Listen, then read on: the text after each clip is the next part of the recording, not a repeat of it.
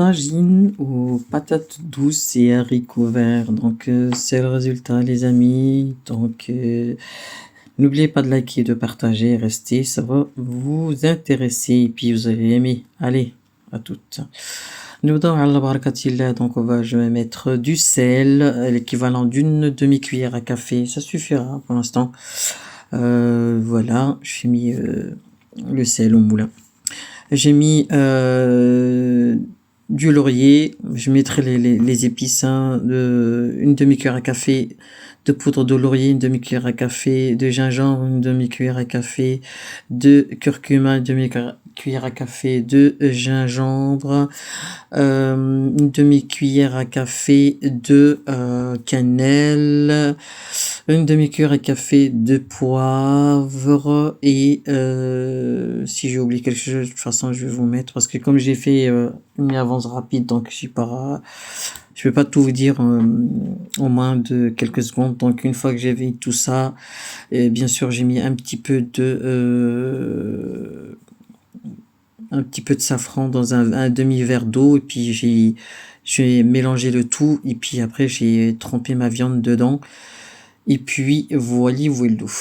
Donc là je vais la faire revenir on va dire 10 minutes, histoire juste le temps de couper un oignon.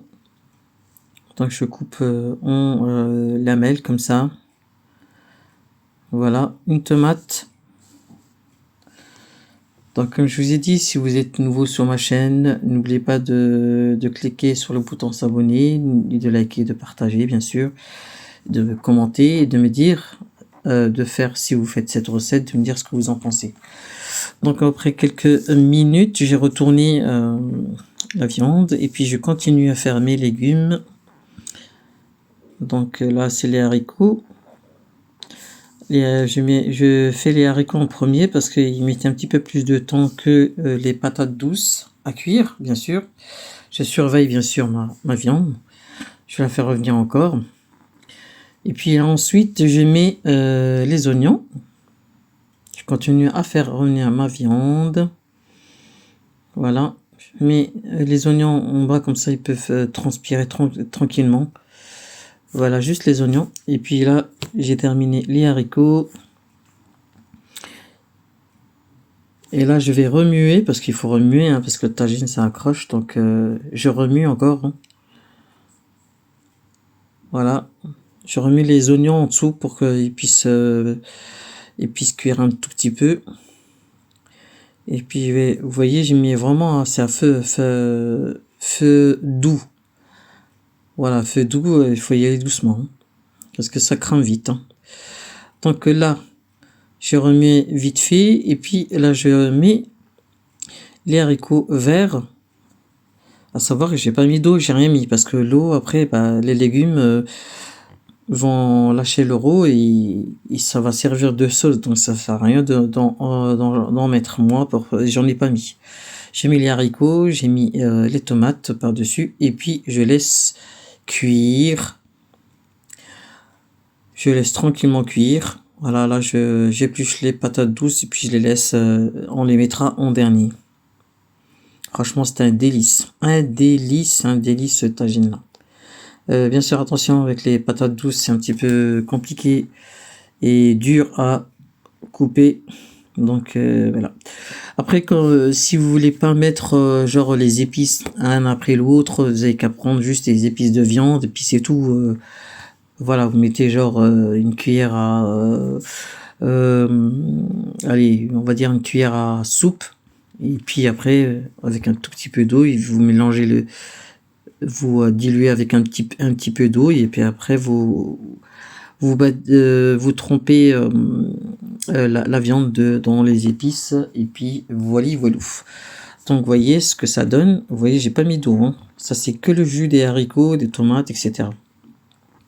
À savoir que ça peut déborder, donc faites attention. Le tagine nécessite beaucoup de surveillance.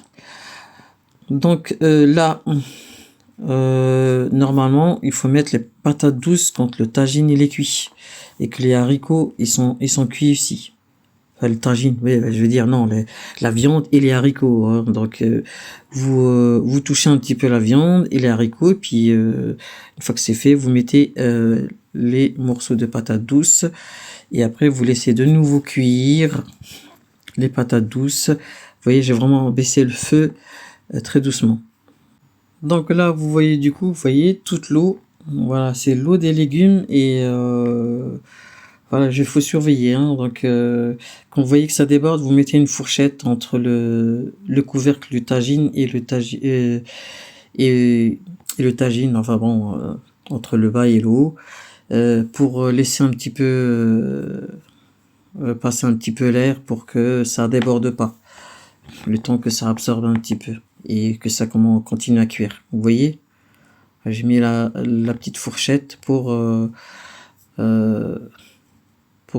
le couvercle se pose pas sur le haut du tagine. Donc je surveille, je continue à surveiller et voilà. Bah, après c'est pour savoir si c'est cuit, il faut juste goûter la viande, les légumes et puis après le tour est joué. Et puis voilà, vous voyez. J'ai pas mis d'eau, hein, c'est que l'eau des légumes, ça. Donc, et ça déborde et ça déborde. Alors, je suis obligé de mettre la fourchette. Et du coup, c'est c'est brouillon, quoi. Donc, voilà. Comme ça, au moins, vous savez. Mais il faut surveiller. Voilà. Donc, laisser pour que ça soit absorbé, que la sauce soit bien absorbée. Sans l'enlever, quoi. Bon, là j'arrose un petit peu les pommes de terre, les patates douces, mais je veux dire il faut faire attention le temps que la sauce réduit et puis ça sera bon après pour la suite. Vous voyez, là je vais poser, je suis obligé de mettre la fourchette. Oups. On va mettre la fourchette et puis voilà, petit à petit, hein. On avance tout doucement mais sûrement. Faut faire attention parce que moi j'ai ce tagine là, il accroche beaucoup. Donc des fois, vous voyez là, la viande est cuite là. Touché, c'est clair.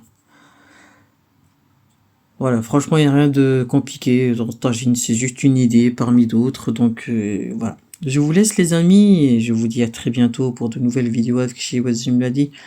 Partagez, likez, n'oubliez pas de liker, vous oubliez souvent les likes. Ce sont les likes et les commentaires qui aident.